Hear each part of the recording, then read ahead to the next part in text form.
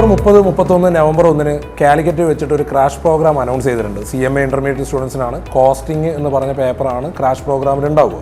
അപ്പോൾ പല കുട്ടികളും ആ ഒരു പ്രോഗ്രാം പ്രപ്പോസൽ കണ്ടതിന് ശേഷം പല ആൾക്കാർക്കും പല ഡൗട്ടാണ്. ഇതെങ്ങനെയാണ്, ഓഫ്ലൈൻ ഉണ്ടോ ഓൺലൈൻ ആണോ എന്നുള്ള കാര്യങ്ങളൊക്കെ ഉണ്ട്. പിന്നെ ഈ പ്രോഗ്രാമിൽ എന്താണ് ഡിസ്കസ് ചെയ്യുക എന്നുള്ളതാണ്. അപ്പോൾ ആക്ച്വലി ഇതൊരു ഓഫ്ലൈൻ പ്രോഗ്രാമാണ്.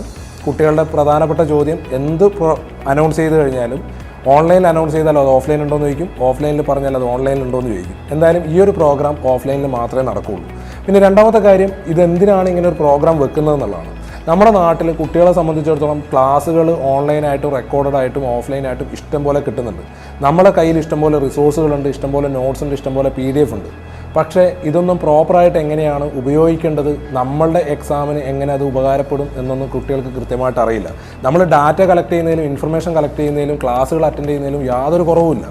അങ്ങനെ ഈ ക്ലാസ്സുകൾ അറ്റൻഡ് ചെയ്താൽ മാത്രം പോരാ, അത് നമ്മൾ നമ്മുടെ ആവശ്യങ്ങൾക്ക് വേണ്ടി ഉപയോഗിക്കാൻ പഠിക്കണം. അതെങ്ങനെയാണ് ഉപയോഗിക്കേണ്ടതെന്ന് കൃത്യമായിട്ട് പറഞ്ഞു തരിക എന്നുള്ളതാണ് ഈ പ്രോഗ്രാമിൻ്റെ പ്രധാനപ്പെട്ട ലക്ഷ്യം. അപ്പോൾ കുട്ടികളെ സംബന്ധിച്ചിടത്തോളം ചില ടോപ്പിക്കിൽ അല്ലെങ്കിൽ ചില കാര്യങ്ങളിൽ ലാക്കിംഗ് ഉണ്ടാവും.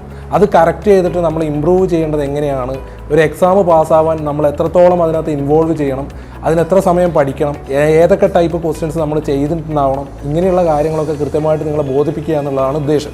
പിന്നെ ഈ പ്രോഗ്രാം അറ്റൻഡ് ചെയ്താൽ ഒറ്റയടിക്ക് നിങ്ങളങ്ങ് ട്രാൻസ്ഫോർമേഷൻ ആവുമോ എന്നുള്ളതാണ്. ആക്ച്വലി നമ്മളിപ്പോൾ ചെയ്തുകൊണ്ടിരിക്കുന്ന കാര്യത്തിൽ എന്തൊക്കെയാണ് ഫോൾട്ട് ഉള്ളത് എന്നുള്ളത് കൃത്യമായിട്ട് നിങ്ങളെ ബോധിപ്പിച്ച് തരികയും അത് ഇമ്പ്രൂവ് ചെയ്യാൻ എന്തൊക്കെയാണ് നമ്മൾ ടെക്നിക്സ് ഉപയോഗിക്കേണ്ടത് എന്നുള്ളതും കൂടിയാണ് ഇതിനകത്ത് പറയുക.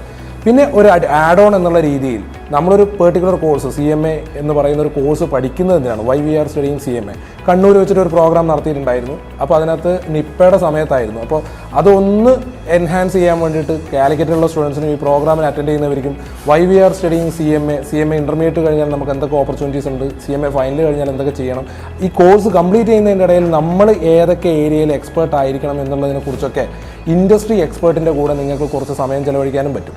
പിന്നെ നിങ്ങളുടെ പ്രധാനമായിട്ടുള്ള ഒരുപാട് ചോദ്യങ്ങളുണ്ടാവും. നിങ്ങളുടെ കുട്ടികളുടെ പ്രായത്തിൽ ഒരുപാട് ചോദ്യങ്ങളുണ്ടാവും. ആ ചോദ്യങ്ങൾക്കെല്ലാം 1-to-1 ക്വസ്റ്റ്യൻ ആൻസർ സെഷനും കൂടി ഉണ്ടാവും.